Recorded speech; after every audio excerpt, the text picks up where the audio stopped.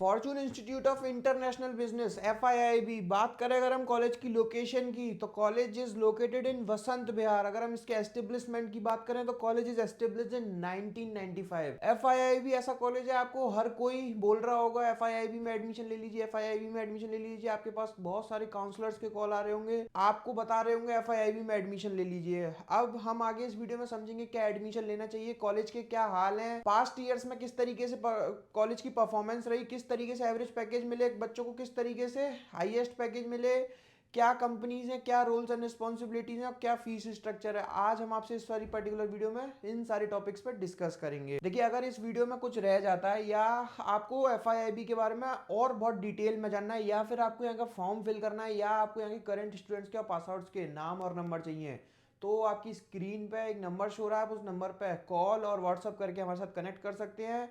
हम आपको सारा कुछ प्रोवाइड करा देंगे फ्री ऑफ कॉस्ट। बात करें अगर हम कॉलेज के एफिलिएशंस एंड अप्रूवल्स और कौन कौन सी रैंकिंग्स हैं, तो देखिए, college is approved by AICT for their PGDM program. College is also approved by AIU, that means their PGDM diploma is equivalent to MBA degree. अब देखिए, FIIB के पास NIRF रैंकिंग भी है। अब हम थोड़ा सा समझते हैं NIRF रैंकिंग कहती क्या है, क्योंकि देखिए, कॉलेज ये NIRF रैंकिंग खुद अपनी वेबसाइट पर पब्लिश करता है और ये कॉलेज खुद सबमिट करता है।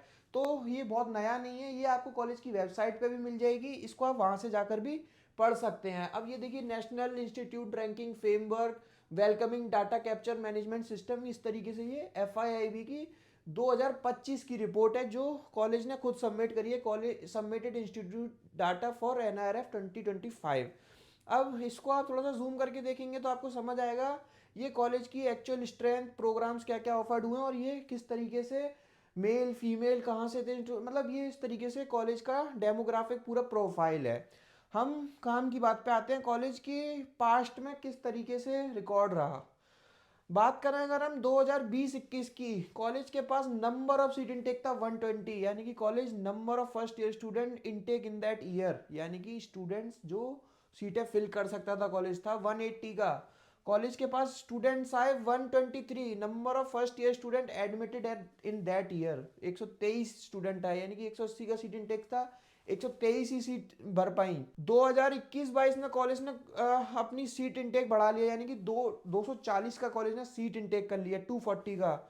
और कॉलेज का सीट्स जो फिल हो पाई वो 107 ही सीट फिल हो पाई, यानी कि पिछले साल से भी और डाउनफॉल। 2022-23 में कॉलेज के पास 300 का सीट इंटेक हो चुका है। अब 2022-23 में कॉलेज की सीटें सिर्फ 240 ही भर पाई। हर साल कुछ ना कुछ गैप रह गया, सीटें फिल नहीं हो पाई पूरी। 180 सीटें थी, 123 फिल हो पाई और नंबर ऑफ स्टूडेंट प्लेस्ड सिर्फ 81 रह गए।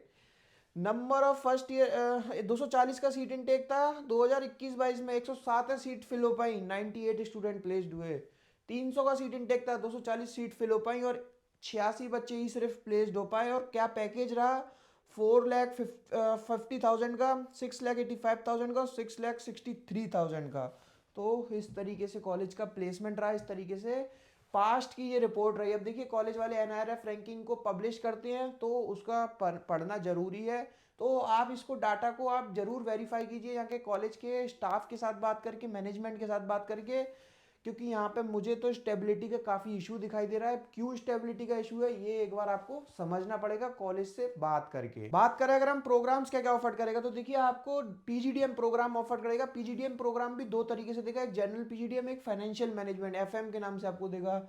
जनरल PGDM की 240 सीट्स हैं और FM की 60 सीट्स हैं। बात करें अगर हम स्पेशलाइजेशंस की, तो वैसे ही स्पेशलाइजेशन है marketing, finance, IT, IB, HR, operation, supply chain management, इस तरीके की आपको सारी स्पेशलाइजेशन FIIB में दिखाई देंगी। वहीं अगर हम बात करें एलिजिबिलिटी क्राइटेरिया की, तो देखिए, कॉलेज का एलिजिबिलिटी क्राइटेरिया थोड़ा सा टफ है, यानी कि आपके पास 10, 12th और ग्रेजुएशन में 60% और अब मार्क्स होने चाहिए, then followed by any entrance exam score card. Then आपको फॉर्म फिल करना होगा, फॉर्म फिल करने के बाद आपको GD एंड PI के लिए अपियर होना पड़ेगा। अब देखिए, इस कॉलेज का GD और PI टफ रहने वाला है, और टफ है तो वो आपके लिए अच्छा है, यानी कि वो कॉलेज चाहता है कि सिर्फ और सिर्फ अच्छे ही स्टूडेंट्स को, कैपेबल स्टूडेंट्स को ही वो एडमिशन दें और उन्हीं को अच्छे से, यानी कि वो अपने क्राउड के साथ कभी भी कॉम्प्रोमाइज़ नहीं करते हैं।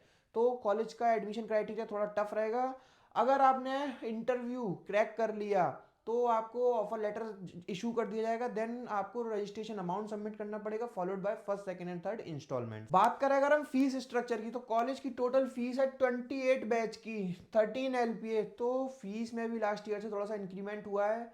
लास्ट ईयर तक 12 लाख थी, तो 1 लाख रुपए कॉलेज ने ऑलमोस्ट बढ़ा दिया है। अब इस फीस में बढ़ाया, फीस तो बढ़ा दी है, लेकिन इसमें प्रोग्राम में क्या क्या इंक्लूड किया है तो वो आपको एक बार यहाँ के स्टाफ के साथ, मैनेजमेंट के साथ बैठ के समझना पड़ेगा। वहीं अगर हम बात करें आरओआई की, तो आरओआई मतलब रिटर्न ऑन इन्वेस्टमेंट। अब देखिए रिटर्न ऑन इन्वेस्टमेंट तो आपको यहाँ के करंट स्टूडेंट्स और पास आउट्स बहुत अच्छी तरीके से बता सकते हैं, जो यहाँ पे पढ़ रहे हैं या जो पढ़ के पास आउट हुए हैं उनसे जरूर बात कीजिए। उनके नाम और नंबर चाहिए तो आपकी स्क्रीन पर नंबर हो रहा है, उस नंबर पर कॉल और व्हाट्सअप करके नाम और नंबर मांग सकते हो। बाकी कॉलेज की बात माने, कॉलेज क्या क्लेम करता है, तो कॉलेज अपना हाईएस्ट पैकेज तो कुछ भी क्लेम करेगा, एवरेज पैकेज 7 to 9 एलपी का कॉलेज क्लेम कर रहा है। अब देखिए ये क्लेम्स हैं कॉलेज के, अब उसमें कितनी सच्चाई है कितनी नहीं है ये यहाँ के करंट स्टूडेंट्स और पास आउट से बात करके पता लगेगी। अब देखिए कॉलेज 7 to 9 एलपीए का क्लेम करता है, हम मान लेते हैं 9 एलपीए। अब नहीं पता इस 9 एलपीए में कितना आपके इन हैंड आने वाला है, कितनी फिक्स्ड है कितनी वेरिएबल है, क्या इसमें इंसेंटिव तो नहीं जुड़ा हुआ है, क्या इसमें टारगेट बेस्ड जॉब्स तो नहीं है,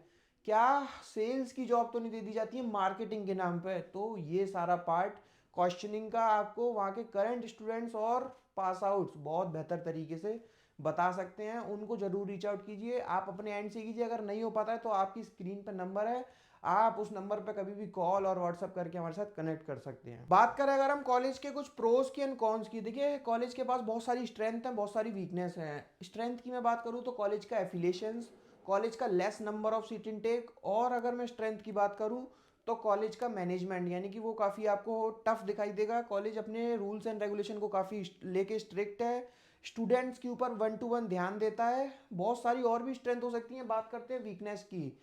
वीकनेस जैसा कि मैंने आपको बताया, पास्ट में थोड़ा सा इशू रहा है स्टेबिलिटी का, लेकिन अगर हम अब बात करें तो काफ़ी अच्छा कर रहा है एफआईआई भी। काफ़ी सारे कॉलेजेस को पीछे छोड़ चुका है। दिल्ली एनसीआर की अगर मैं बात करूं, काफ़ी अच्छी स्ट्रॉन्ग ब्रांड वैल्यू होल्ड कर रहा है, और अपने करिकुलम को लेके, इंडस्ट्रियल टाइप्स को लेके। तो इस तरीके से कॉलेज की कुछ स्ट्रेंथ है, वीकनेस है। और आपको डिटेल में जानना है स्ट्रेंथ और वीकनेस, तो आपकी स्क्रीन पर नंबर शो रहा है। आपको इस वीडियो में कुछ रह गया है तो और भी कुछ जानना है, या आपको इस कॉलेज को किसी और कॉलेज के साथ कंपेयर करना है, देखिए इस कॉलेज का आपका कंपैरिजन बनता है फॉस्टेमा के साथ, एनडीआईएम के साथ, जिम्स कालका जी के साथ, आईएमएम के साथ। एपीजे जो कॉलेजेस इसके टारगेट के मतलब कंपटीटर कॉलेजेस हैं, इन कॉलेजेस के साथ इसका कंपटीशन बनता है। अगर देखिए आपको इनमें से किसी और कॉलेज का भी कंपटीशन कराना है इस कॉलेज के साथ, या आपको उन कॉलेजेस का फॉर्म फिल करना है, इसका भी फॉर्म फिल करना है, या आपको कुछ और जानना है, तो आप इन सारी क्वेरीज के लिए आपकी स्क्रीन पर नंबर शो रहा है, आप उस नंबर पर कभी भी कॉल और व्हाट्सअप करके कनेक्ट कर सकते हैं। Thank you, thanks a lot.